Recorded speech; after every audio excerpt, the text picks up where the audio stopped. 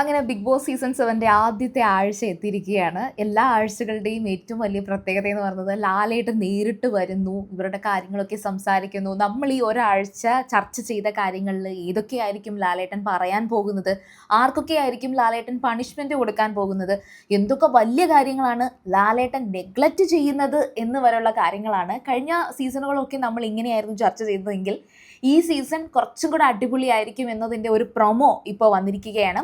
അപ്പോൾ ഏഷ്യാനെറ്റ് പുറത്തുവിട്ടിരിക്കുന്ന ലാലേട്ടൻ്റെ ഒരു പ്രൊമോ ഉണ്ട്. ആ പ്രൊമോ ഈ ഒരു വീക്കിലേക്ക് മാത്രമാണ്. കഴിഞ്ഞ സീസണുകളിലൊന്നും നമ്മൾ ഇത്ര അധികം ഗംഭീരമായിട്ടുള്ള പ്രൊമോകളൊന്നും കണ്ടിട്ടില്ല. ഈ സീസൺ തുടക്കം തൊട്ടേ പ്രൊമോകളൊക്കെ ഗംഭീരമായിരുന്നു. അപ്പോൾ ഈ ആഴ്ചത്തേക്കുള്ള ഒരു പ്രൊമോയിൽ എടുത്തു പറഞ്ഞ് ലാലേട്ടൻ പറയുന്ന കാര്യങ്ങൾ, ഈ ആഴ്ച എന്തൊക്കെ സംഭവിക്കും എന്നുള്ളതിന് ലാലേട്ടൻ തന്നെ ഒരു പ്രൊമോ തന്നിരിക്കുകയാണ്. അപ്പോൾ അതിൽ അദ്ദേഹം പറയുന്ന ആദ്യത്തെ കാര്യം എന്ന് പറയുന്നത്, ചായക്കോപ്പയിൽ തുടങ്ങി പിന്നെ കൊടുംകാറ്റായി മാറിയ വലിയ പ്രശ്നങ്ങൾ. അതാണ് ആദ്യത്തെ വാക്ക്. അപ്പോൾ എന്തൊക്കെയാണ് ആ പ്രശ്നങ്ങൾ തുടങ്ങിയത് എന്ന് നമുക്ക് ഓർക്കാം. പിന്നെ എന്തൊക്കെയാണെങ്കിലും ശരി, സംഭവം ബഹുലമായിരുന്നു. ഒരുപാട് കോൺഫ്ലിക്റ്റുകളുണ്ട്. ബിഗ് ബോസ് സീസൺ 7 മത്സരാർത്ഥികളെ സെലക്ട് ചെയ്തത് കൊള്ളില്ല എന്ന് പറയുന്നവരുണ്ട്, ടാസ്കുകൾ കുറഞ്ഞുപോയി എന്ന് പറയുന്നവരുണ്ട്, കൂടിപ്പോയി എന്ന് പറയുന്നവരുണ്ട്. ശരിക്കും പറഞ്ഞാൽ ടാസ്ക് കൂടിപ്പോയി എന്നല്ല, ടാസ്കുകൾ ഒരുപാടായിരുന്നു. അവർക്ക് വേണ്ടത്ര ഫുഡൊന്നും കിട്ടാതെയാണ് അവർ ആ ടാസ്കുകളൊക്കെ അറ്റൻഡ് ചെയ്തത്. പിന്നെ ചില മത്സരാർത്ഥികളൊക്കെ അടിപൊളിയാണെങ്കിലും പല സിറ്റുവേഷൻസിലും ഇവരൊക്കെ ബിഗ് ബോസ് പറയുന്നത് അനുസരിക്കാത്ത അവസ്ഥയുണ്ട്. ബിഗ് ബോസിനെ ചലഞ്ച് ചെയ്ത് മനഃപൂർവ്വം ബിഗ് ബോസിനോട് മത്സരിക്കുന്ന ആൾക്കാർ വരെ ഈ സീസണിൽ നമുക്ക് കാണാം. ഞാൻ ഈ പറഞ്ഞ കാര്യങ്ങൾ നിങ്ങൾ ഓരോ മത്സരാർത്ഥികളെ വെച്ചിട്ടൊന്ന് ചിന്തിച്ചു നോക്കിയാൽ മതി. പിന്നെ 7ന്റെ പണികൾ കിട്ടിയവരും പണികൾ ഏൽക്കാതെ സമർത്ഥമായി രക്ഷപ്പെട്ടവരെക്കുറിച്ചും ലാലേട്ടൻ പറയുന്നുണ്ട്. അത് 7ന്റെ പണികൾ കിട്ടിയവരെന്ന് പറയുന്നത് ഓഫ് കോഴ്സ് നമ്മൾ കണ്ടതാണ്. ജയിലിൻ്റെതായിക്കോട്ടെ, അല്ലെങ്കിൽ ആര്യൻ ടാസ്കിൽ നല്ല പണി കിട്ടുന്നുണ്ടായിരുന്നു. പിന്നെ അതുപോലെ അബിക്ക ആയിക്കോട്ടെ, അല്ലെങ്കിൽ റെന, ഇവർക്കൊക്കെ 7ന്റെ പണികൾ കിട്ടിയിട്ടുണ്ട്. ശരിക്കും ഈ പറഞ്ഞ കുറച്ച് പേരൊക്കെ നല്ല ആക്റ്റീവായിരുന്നു. ഒരു പണിയും കിട്ടാത്തത്, ഇപ്പോൾ മുൻഷിക്ക് പണി കിട്ടിയായിരുന്നു.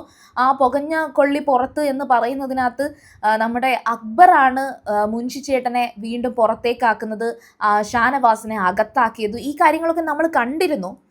പക്ഷെ അതൊന്നും വലിയ പണിയായിരുന്നില്ല. എനിക്ക് ശരിക്കും പറഞ്ഞാൽ ഈ സീസണിൽ ഒട്ടും നിൽക്കാൻ താല്പര്യമില്ലാത്ത ഒരു വ്യക്തിയായിട്ട് എനിക്ക് ഫീൽ ചെയ്തത് മുൻഷി ചേട്ടനാണ്. ആളുടെ കോൺഫിഡൻസും സംസാരവും ഇൻ്റലക്ച്വൽ ആയിട്ടുള്ള പല കാര്യങ്ങളും അക്സെപ്റ്റ് ചെയ്യാൻ പറ്റും.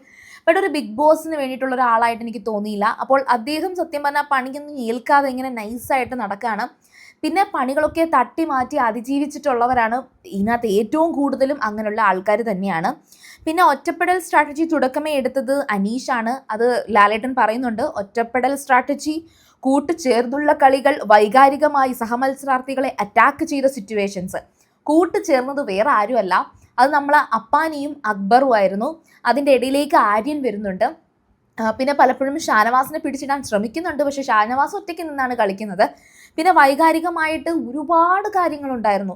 രേണു സുധീനെ അറ്റാക്ക് ചെയ്ത സിറ്റുവേഷൻ ഉണ്ടായിരുന്നു. പിന്നെ അതുപോലെ അനുമോളിനെ എല്ലാ തരത്തിലും അനുമോളിനെ ടോർച്ചർ ചെയ്തുകൊണ്ട് ഷാനവാസ് തമാശയ്ക്ക് തുടങ്ങിയതാണെങ്കിലും അതൊരവസ്ഥയിലേക്ക് എത്തി.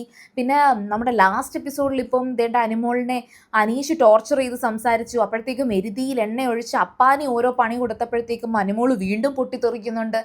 പിന്നെ അതുപോലെ റെന ഫാത്തിമ എടുത്ത് ഒനീൽ വൈകാരികമായിട്ടൊക്കെ തന്നെയാണ് ഇഷ്യൂസ് ഉണ്ടാക്കിയത്. അതൊന്നും വലുതായിട്ടൊന്നും പോയിട്ടില്ല. എങ്കിലും കുറേയധികം സിറ്റുവേഷൻസ് അങ്ങനെയും ഉണ്ടായി.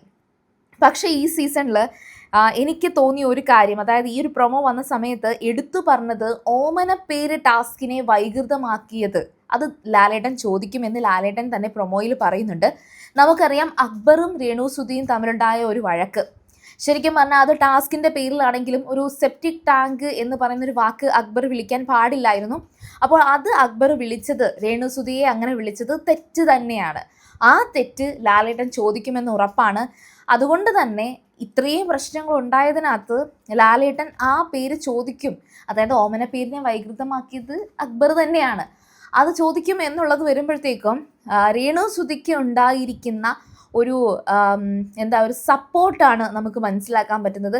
ലാലേട്ടൻ രേണു സുധിയോട് എങ്ങനെ സംസാരിക്കും എന്നുള്ളതാണ് ഇപ്പോൾ ഓൾമോസ്റ്റ് എല്ലാവരും ഉറ്റുനോക്കുന്നത്. കാരണം മത്സരാർത്ഥികൾക്കിടയിലും ഈ പറയുന്ന രീതിയിൽ, അതുപോലെ ആരാണ് സുധി എന്ന് അനീഷ് ചോദിക്കുന്ന ഒരു സീനുണ്ട്.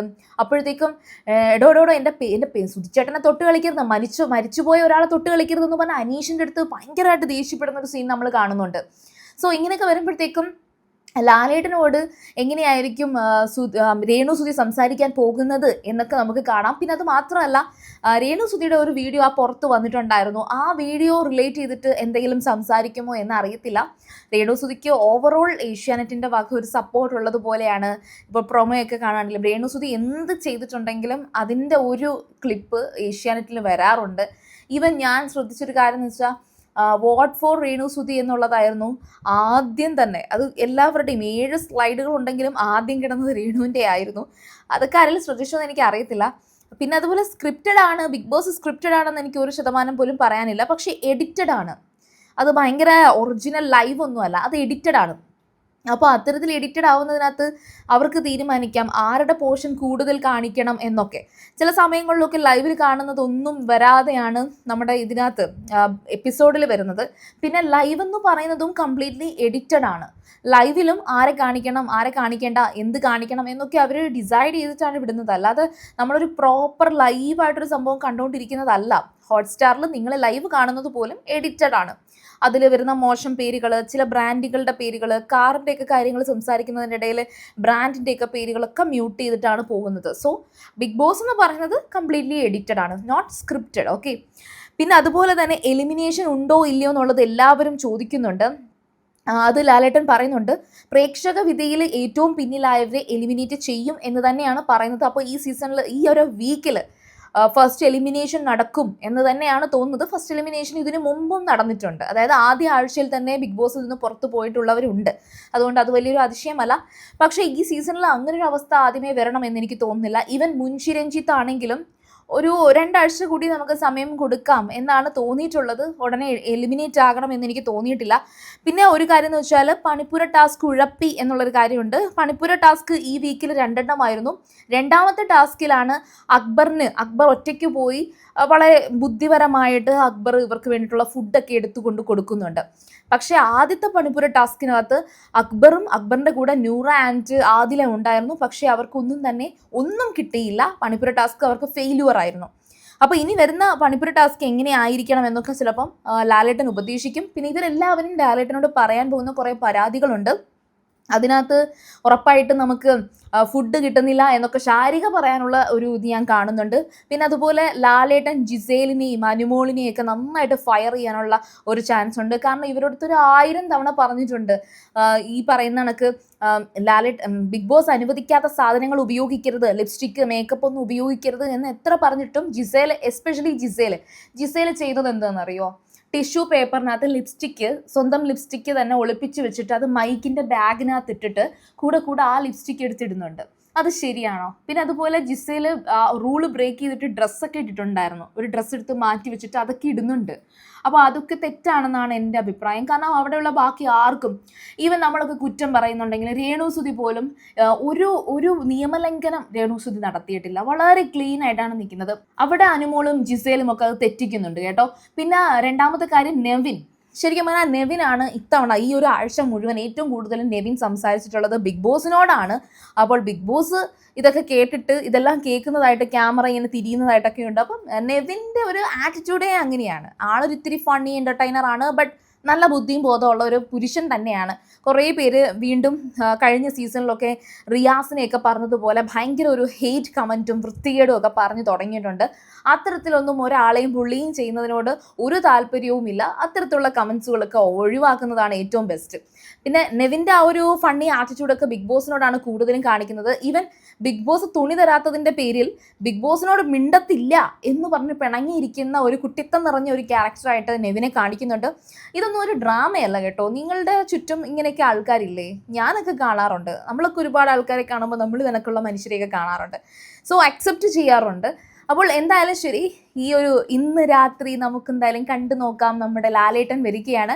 ഇനി ഈ പ്രൊമോയ്ക്ക് ശേഷം ലാലേട്ടൻ ഇതൊക്കെ പറഞ്ഞിട്ട് 7ന്റെ പണി വരുന്നുണ്ടെന്ന് പറഞ്ഞിട്ട് ഒരു ജനാലയുടെ തൂണിൽ ഇങ്ങനെ ചിരിച്ചുകൊണ്ട് ഒളിച്ചു നിൽക്കുന്ന ഒരു ലാലേട്ടനെ കാണാം. അടിപൊളിയാണെന്നേ. അപ്പോൾ ഏതായാലും ശരി, സീരിയൽ ഗ്രാൻഡ് നിങ്ങൾ ആദ്യമായിട്ട് കാണുകയാണെങ്കിൽ ഒന്ന് സബ്സ്ക്രൈബ് ചെയ്യുക. നിങ്ങളുടെ അഭിപ്രായങ്ങളൊക്കെ ഒന്ന് കമൻറ്റ് ചെയ്യുക.